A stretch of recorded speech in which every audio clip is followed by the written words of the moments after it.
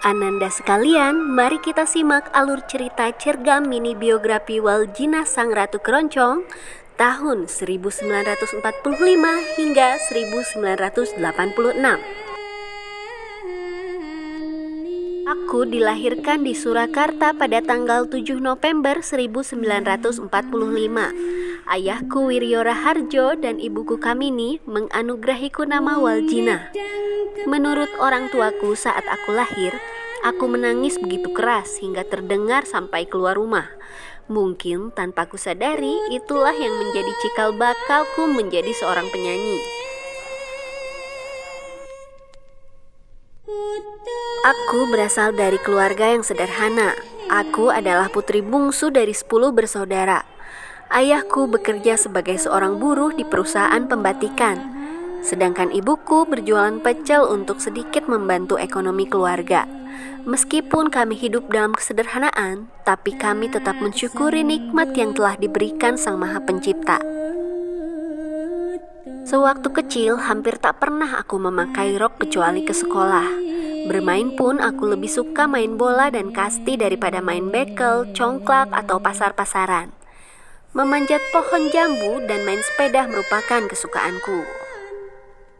Menjadi penyanyi apalagi terkenal sebetulnya bukan cita-citaku semasa kanak-kanak. Tapi sejak kecil aku memang sudah berminat ke bidang seni suara. Sewaktu di SD, setiap kali ada perlombaan menyanyi antar kelas aku selalu ikut dan selalu menang. Guru kesenianku pun banyak memberiku dorongan. Hampir setiap minggu, Pak Guru Marjo mengundangku ke rumahnya. Aku dimintanya menyanyikan lagu-lagu langgam, sementara beliau mengiringiku dengan gitar. Biasanya setiap pulang sekolah aku sering tertidur di dangau. Terkadang juga aku harus menggembala kambing di lapangan. Sambil menunggui kambing-kambing inilah aku bersenandung dan danggulo. Herannya kawanan kambing ini pun mendekat mengerumuniku. Munadi, kakakku nomor 3, sebetulnya juga kurang setuju jika aku tertarik ke bidang seni suara. Meskipun beliau sendiri memiliki perkumpulan keroncong, aku tak pernah diperbolehkan ikut latihan. Tapi dasar anak kecil, kalau mereka latihan aku sering diam-diam menguping. Setelah kelas 4 SD, aku baru diizinkan ikut menyanyi di perkumpulannya. Suatu saat ada perkumpulan keroncong yang mau tes rekaman di RRI Surakarta. Pada saat itu aku ditawari untuk ikut. Karena aku masih terlalu pendek untuk mencapai mikrofon, terpaksa aku harus naik dingklik atau bangku kecil yang pendek. Kebetulan sekali aku lulus, meskipun grup pengiringnya tidak berhasil lolos. Setelah pada tahun 1958 aku meraih juara pertama di kontes menyanyi kembang kacang yang diadakan oleh RRI Surakarta, aku mulai sering diundang orang untuk menyanyi di pesta-pesta syukuran. Juga diajak rekaman di PH Lokananta. Aku rekaman bersama kampiun keroncong Pak Gesang. Pada masa itu rekaman tak semudah zaman sekarang. Penyanyi dan pengiringnya harus main secara bersamaan, dan jika ada kesalahan kami harus mengulangnya berkali-kali. Sebagai penyanyi yang mulai naik daun, aku banyak menerima surat dari penggemarku. Selain surat yang langsung datang ke rumahku di Mangkuyudan juga tak sedikit. Bahkan ada juga beberapa yang secara langsung berusaha mengutarakan isi hatinya pada aku. Namun hanya ada seorang pemuda yang berhasil memikat hatiku. Ya, pemuda itu adalah Mas Budi. Kawinan kami berlangsung pada tanggal 12 Februari 1961. Mas Budi memberikan mas kawin berupa uang 100 rupiah. Tapi buatku bukan besar kecilnya jumlah uang yang menjadi ukuran kebahagiaan. Kami melangsungkan pernikahan secara sederhana. Hanya rekan dan kerabat saja yang kami undang. Banyak rintangan yang menghalangi hubunganku dengan Mas Budi, namun akhirnya kami menikah juga. Kami memang nekat, sekalipun demikian kami tetap meminta restu orang tua secara baik-baik. Dan restu itu akhirnya kami peroleh. Kami begitu bahagia dan merasa lega, meskipun kami tahu mereka memberikannya masih dengan berat hati. Setelah menikah, Mas Budi bekerja sebagai guru aljabar di sebuah SMP swasta. Sementara itu, kegiatan menyanyi masih terus ditekuninya. Setelah menikah, tentu saja aku memiliki tanggung jawab yang lebih sebagai seorang istri, terutama meladeni dan menjaga perasaan suami ketika aku menyanyi di panggung. Lama sekitar setahun setelah menikah, kami dikaruniai putra pertama yang kami beri nama Eko Bambang Heri Santoso. Setelah kelahiran putra pertama kami, hubungan dengan orang tua Mas Budi pun mulai membaik. Sayangnya Tuhan berkehendak lain. Di tahun yang sama ayah mertuaku berpulang. Setelah kelahiran putra pertama kami, hampir setiap tahun aku mengandung. Aku masih ingat pernah suatu saat aku harus menyanyi di suatu acara. Di panggung aku sudah merasa mulas. Ternyata malam harinya aku melahirkan. Pernah pula sehabis tampil di Juwana Jateng, 2 hari kemudian aku melahirkan. Tahun 1965 aku mengikuti ajang lomba menyanyi bintang radio tingkat nasional di Jakarta. Saat itu aku sedang mengandung putra kelima dan usia kandunganku sudah 7 bulan. Untunglah aku berhasil meraih juara pertama. Dan buah dari kemenanganku itu aku diundang ke istana untuk menghadap Bapak Presiden RI IR Soekarno. Waktu beliau melihat perutku, beliau langsung berkomentar, ini perutnya gede kok masih ikut lomba? Nanti kalau anaknya lahir jangan lupa diberi nama Bintang. Semua yang mendengar tertawa. Dan sesuai dengan amanat Presiden Soekarno, bayi ini kami beri nama Adi Bintang Nur Cahyo. 2 tahun setelah Bintang Surakarta berdiri, aku memperoleh sukses besar. Laguku Walang Keke menjadi hit. Dan sejak saat itu hampir setiap hari aku harus datang memenuhi undangan menyanyi. Berkat ketenaran lagu Walang Keke, aku diundang ke Suriname, Amerika. Masyarakat Jawa di sana rupanya sudah sangat merindukan kehadiran penyanyi keroncong dari Indonesia. Undangan ini bagiku sungguh suatu kehormatan tersendiri. Apalagi aku diminta berada di sana untuk waktu yang cukup lama. Setelah berunding dengan Mas Budi, kami putuskan untuk berangkat bersama-sama. Demi tur ini pula, Mas Budi memutuskan untuk berhenti dari sekolah tempat ia mengajar karena ingin lebih fokus di dunia keroncong. Ia merasa berdosa pada murid-muridnya jika terlalu lama meninggalkan mereka. Kesibukanku memenuhi undangan menyanyi dan mempersiapkan pertunjukan di Suriname membuatku kekurangan waktu untuk memperhatikan anak-anak. Sampai suatu hari anakku yang kedua jatuh sakit. Berhari-hari suhu tubuhnya tinggi. Menurut dokter, putriku terserang tipes.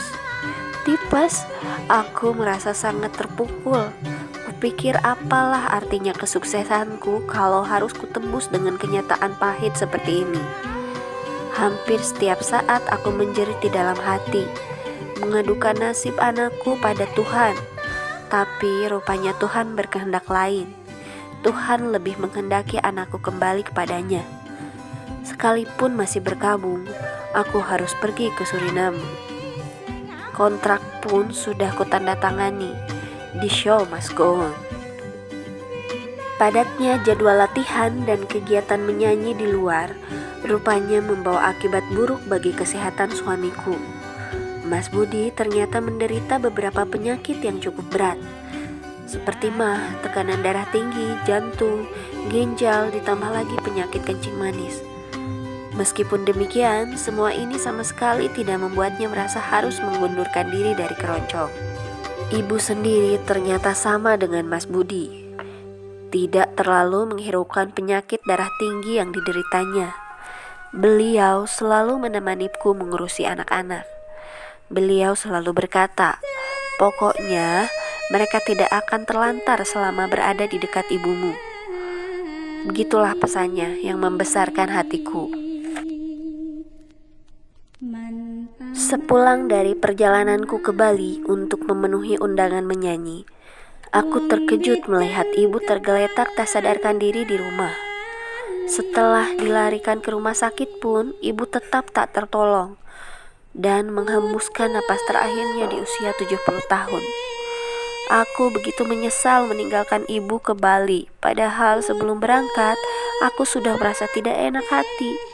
Ya, mungkin itu semacam firasat.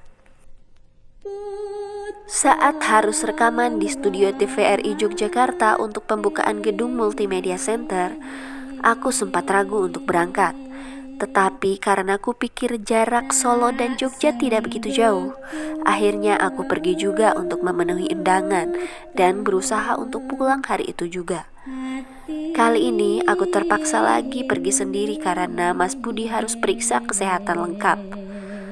Rekaman saat itu baru selesai pukul 23 dan aku pun segera kembali ke Solo malam itu juga. Aku tiba di rumah sekitar pukul 2 dini hari. Namun apa yang terjadi sungguh di luar dugaan. Mas Budi anfal. Kami bergegas membawanya ke rumah sakit. Keadaannya terlihat sangat parah. Ia sudah tidak bisa bicara lagi. Keesokan harinya, keadaan Mas Budi tak banyak berubah.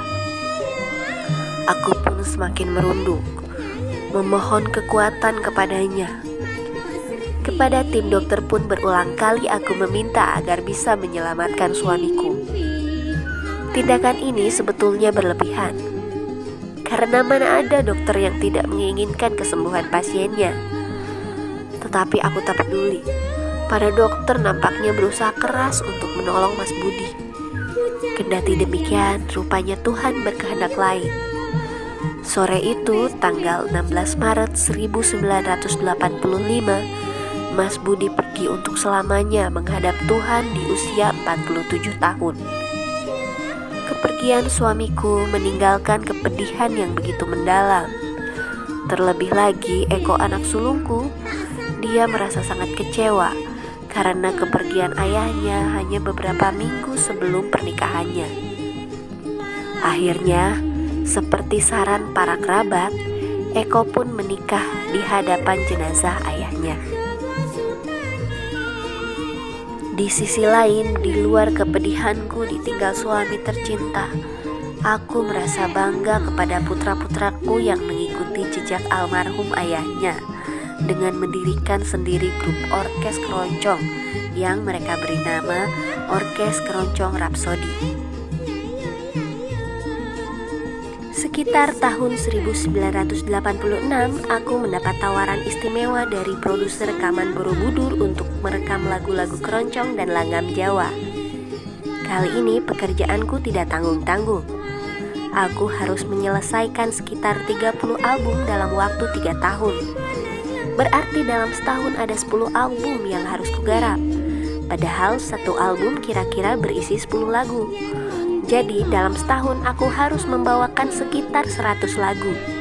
Sungguh aku tak pernah menduga akan memperoleh kesempatan langka ini. Dari uang muka kontrak inilah aku bisa menunaikan ibadah haji. Sepulang beribadah haji, ujian lain yang kurasa teramat berat adalah ketika aku harus menjawab pinangan dari Mas Hadianto. Pria asal Surabaya ini kukenal beberapa hari setelah kepergian Mas Budi. Ia datang ke rumahku bersama para pelayat lainnya. Katanya, ia sudah lama mengagumi suaraku. Semula maksud kedatangannya adalah hanya untuk mengucapkan bela sungkawa dan berkenalan langsung denganku. Tapi herannya, begitu dia menyalamiku, ada getaran aneh mengalir dalam tubuhku.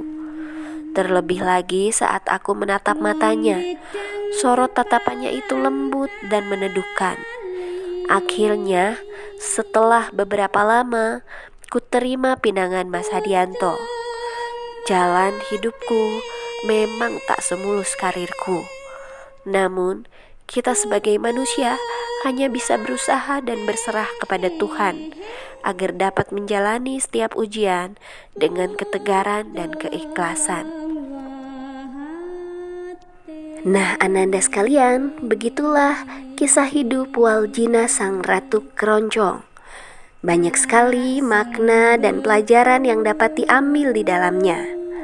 Terima kasih sudah menyimak. Assalamualaikum warahmatullahi wabarakatuh.